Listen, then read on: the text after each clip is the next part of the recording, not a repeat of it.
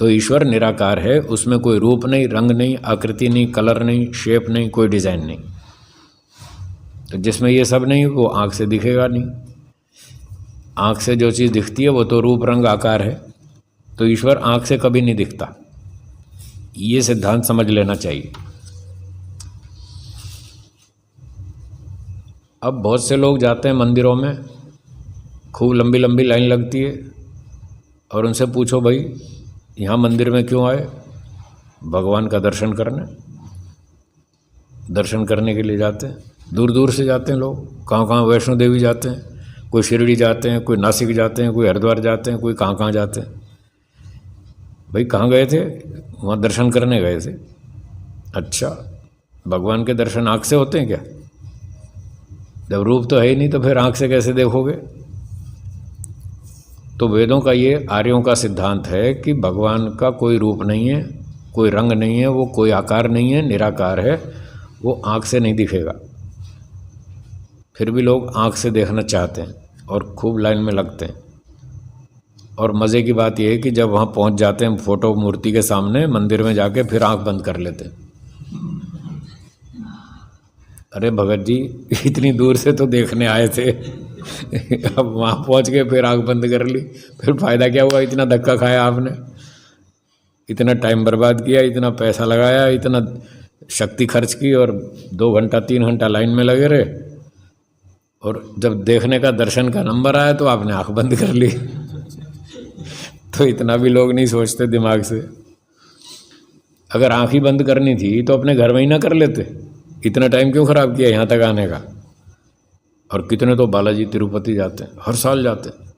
उन्होंने नियम बना रखा है, बम्बई से हर साल जाएंगे तिरुपति। अब इतना जाने में टाइम खर्च करेंगे, आने में खर्च करेंगे, इतना पैसा खर्च करेंगे, और वहाँ जाके आँख बंद कर लेंगे, तो क्या लाभ हुआ?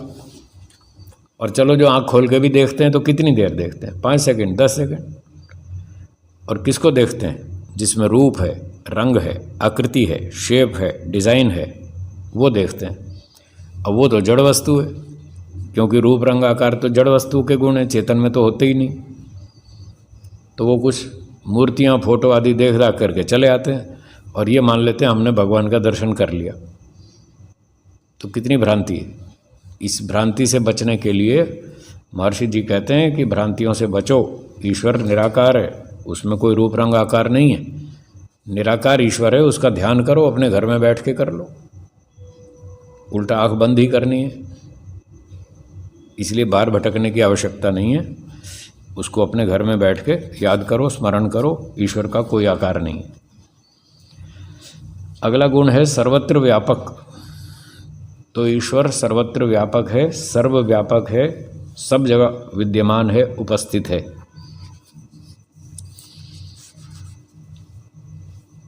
अब जो ईश्वर सर्वव्यापक है, पूरे ब्रह्मांड में है और ब्रह्मांड से बाहर भी है। कई बार वैज्ञानिकों से हमारी बातचीत होती है तो हम उनसे पूछते हैं जी ये संसार कितना लंबा चौड़ा है। एक बार एक वैज्ञानिक ने बताया कि इतना लंबा चौड़ा संसार है, हम तो समझ नहीं पा रहे, हमारे दिमाग से बाहर की बात। फिर भी उन्होंने जो जितना पढ़ा, समझा, सीखा, जाना, उसके हिसाब से उन्होंने बताया कि ये जो हमारी छोटी सी पृथ्वी है जिस पर हम रहते हैं, इसको ग्रह बोलते हैं, प्लैनेट, ग्रह। चंद्रमा इसके चक्कर लगाता है, इसको उपग्रह कहते हैं। और हमारी पृथ्वी सूर्य का चक्कर लगाती है, सूर्य को नक्षत्र कहते हैं, स्टार, नक्षत्र। तो उन्होंने कहा ये इस सूर्य के चारों ओर 8-9 ग्रह घूमते हैं जो इस सूर्य का चक्कर लगाते हैं, और जो उपग्रह हैं वो अपने अपने ग्रहों के चक्कर लगाते हैं। ऐसे इन सबको मिला करके एक सौर परिवार होता है, सौरमंडल या सौर परिवार। एक सूर्य के अपने परिवार के सदस्य, ये एक सौरमंडल हुआ। फिर उन्होंने बताया कि ऐसे ऐसे 10 खरब सौरमंडल, कितने? 10 खरब। आप सोचो 10 खरब कितने होते हैं? इतने सारे सौर मंडलों का एक बड़ा परिवार है, उसका नाम है आकाश गंगा। क्या नाम? आकाश गंगा। अंग्रेजी में वो लोग गैलेक्सी बोलते हैं उसको, गैलेक्सी। ये एक गैलेक्सी, एक आकाश गंगा में 10 खरब सूर्य और उनके अपने अपने परिवार, ये एक आकाश गंगा हुई। फिर उन्होंने कहा कि हमने अब तक 10 खरब आकाश गंगाओं का पता लगा लिया ब्रह्मांड में। 10 खरब, एक एक आकाश गंगा में 10 खरब सौरमंडल, और ऐसी ऐसी 10 खरब आकाश गंगाओं का तो हमने पता लगा लिया है। फिर वो कहते हैं अभी तो हमने आधी दुनिया देखी है, अभी आधी तो और बहुत आगे है, हमारी समझ में नहीं आ रहा, हमारे टेलीस्कोप फेल हो गए, हमारी सारी मशीनें फेल हो गई, हम नहीं समझ पा रहे कितनी बड़ी दुनिया है। और ईश्वर इस सारे ब्रह्मांड में व्यापक है। ये व्यापकता बताने के लिए मैंने थोड़ा सा विवरण दिया ब्रह्मांड का। इतने बड़े ब्रह्मांड में ईश्वर कण कण में हर वस्तु में विद्यमान है। इतना लंबा चौड़ा है, आकार नहीं है पर फैलाव इतना लंबा है। इस फैलाव को कहते हैं परिमाण। क्या बोलते हैं? वेदों की, दर्शनों की भाषा में इस गुण का नाम परिमाण है। आकार अलग चीज़ है, परिमाण अलग चीज़ है। आकार तो शेप, कलर, डिज़ाइन का नाम है, और परिमाण का अर्थ है फैलाव। कहाँ तक फैला है वो, कितने एरिया में रहता है, उसको फैलाव या परिमाण कहते हैं। परिमाण दोनों तरह की वस्तुओं में होता है, साकार में भी, निराकार में भी। तो ईश्वर निराकार है, उसमें फैलाव तो है पर शक्ल आकृति नहीं है।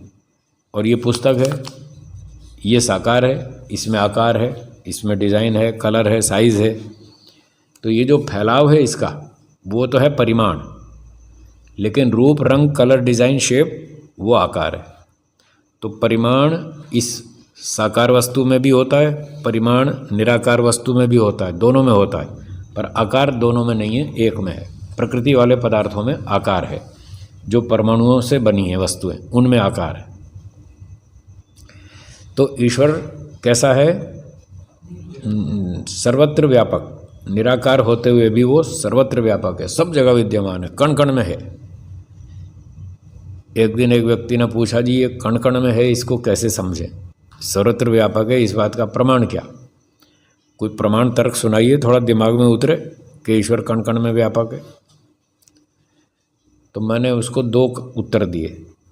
एक उत्तर तो ये दिया कि जब कोई व्यक्ति अपने मन में कोई योजना बनाता है, अच्छे काम की या बुरे काम की, जो भी कोई योजना बनाता है कि मैं यज्ञ करूँगा, मैं अनाथालय में दान दूंगा, गौशाला में दान दूंगा, संस्था में दान दूंगा, वेद प्रचार में दान दूंगा, किसी की मदद करूंगा, प्राणियों की रक्षा करूंगा, गाय को चारा खिलाऊंगा, ऐसी ऐसी अच्छी अच्छी योजना बनाता है, तो उसको अंदर से आनंद होता है, उत्साह होता है। होता है या नहीं? होता है, प्राय सबको होता है। तो जब व्यक्ति अच्छी अच्छी योजना बनाता है तो उसको अंदर से आनंद, उत्साह, निर्भयता, ऐसी फीलिंग होती है, ऐसी अनुभूति होती है। और जब वो गलत योजना बनाता है, चोरी करने की, झूठ बोलने की, धोखा देने की, अन्याय करने की, हेरा फेरी करने की, जब गलत योजना बनाता है तो उसको अंदर से डर लगता है। लगता है या नहीं? लगता है, सबको लगता है। तो मैंने कहा देखो, ये भय, शंका, लज्जा होती है गलत योजना में, और अच्छी योजना में आनंद, उत्साह, निर्भयता होती है। और ये सबको होती है, भारत से अमेरिका तक, कहीं चले जाओ, किसी देश में चले जाओ, सबको होती है। इसका मतलब ये भय, शंका, लज्जा उत्पन्न करने वाला कौन है? ईश्वर। और ये सबको होती है, इसका अर्थ है कि ईश्वर सबके अंदर बैठा है, हो गया सर्वव्यापक।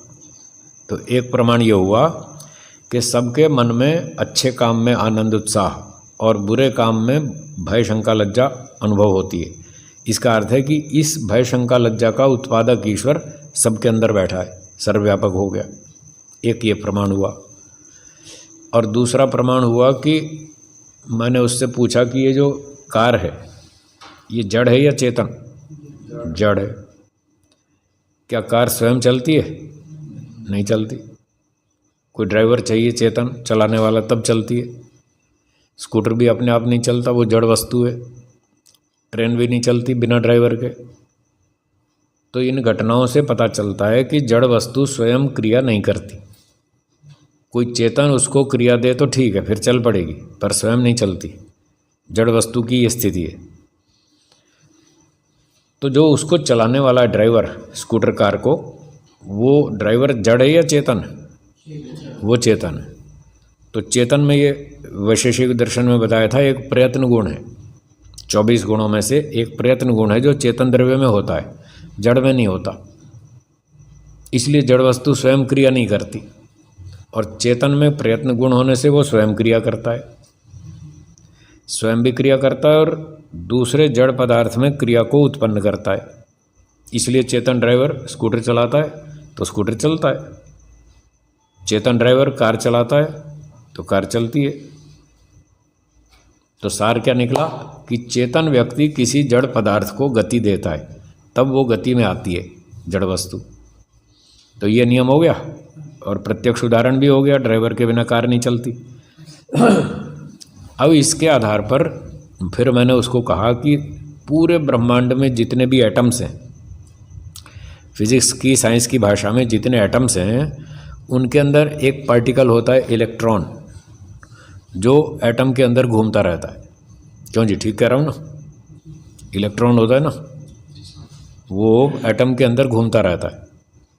तो मैंने पूछा ये इलेक्ट्रॉन जड़ है या चेतन? जड़ है। तो वो जड़ वस्तु है और घूम रही है। क्या बिना ड्राइवर के घूम सकती है जड़ वस्तु? तो मैंने कहा उसका ड्राइवर ईश्वर है। और ये गति पूरे ब्रह्मांड में सब एटम्स के अंदर इलेक्ट्रॉन घूम रहे हैं। तो मैंने कहा उनका चलाने वाला वहीं बैठा है, ईश्वर। इससे सिद्ध हुआ कि ईश्वर सर्वव्यापक है। बोला हाँ, अब समझ में आया। अब समझ में आया कि हाँ, ईश्वर सर्वव्यापक है। तो ईश्वर चेतन है, सबसे पहले बताया था, जो चेतन मात्र वस्तु है। ईश्वर चेतन है, बहुत बुद्धिमान है, सर्वज्ञ है, सब कुछ जानता है। तो अपने ज्ञान विज्ञान से वो सृष्टि को बनाता है, पूरे ब्रह्मांड के परमाणुओं में गति देता है, सोच समझ के देता है, व्यवस्थित रूप से देता है। पृथ्वी को भी ईश्वर ने घुमा रखा है, सूर्य के चारों ओर पृथ्वी घूम रही है, अपनी दैनिक गति में भी घूम रही है और वार्षिक में भी, दोनों तरह से पृथ्वी घूमती रहती है। इसको ईश्वर ने घुमा रखा है। आप और हम तो नहीं घुमा सकते। हाँ, लट्टू घुमा सकते हैं, छोटे छोटे लट्टू तो हम घुमा सकते हैं, पर पृथ्वी को नहीं घुमा सकते, सूर्य को नहीं चला सकते। तो इस प्रकार से ईश्वर जड़ पदार्थों को गति देता है, पूरे ब्रह्मांड में देता है। इससे पता चला कि वो सर्वव्यापक है। और वेदों में भी लिखा है सपर्यगात, ईश्वर सर्वव्यापक है। और यहाँ तक भी लिखा है कि ब्रह्मांड से बाहर भी है। वेदों में लिखा है, शब्द प्रमाण से पता चलता है कि ईश्वर ब्रह्मांड से बाहर भी है। पादोस्य विश्वभूतानि कृपादस्यामृतम दिवि, ये सारा ब्रह्मांड परमात्मा के एक छोटे से हिस्से में, और उससे भी बाहर बहुत बड़ा ईश्वर खाली पड़ा हुआ है, जहाँ ये प्रकृति है ही नहीं। तो इस प्रकार से वेदों से, ऋषियों से, प्रत्यक्ष प्रमाण से, आदि आदि इन सब उपायों से हमें पता चलता है ईश्वर वास्तव में कैसा है। ये ईश्वर का सही स्वरूप है, इसे जानना चाहिए। इसको ठीक समझने के बाद फिर व्यक्ति अच्छे काम करेगा, फिर घोटाला नहीं करेगा। उसको फिर समझ में आ जाएगा ईश्वर छोड़ेगा नहीं, सुअर कुत्ता बनाएगा, दंड देगा। तो हमें ये सब प्रयत्नपूर्वक जानना चाहिए। समय समाप्ति की ओर है। आज का पाठ इतना ही रखते हैं, बाकी चर्चा कल करेंगे। एक बार ओम का उच्चारण करेंगे।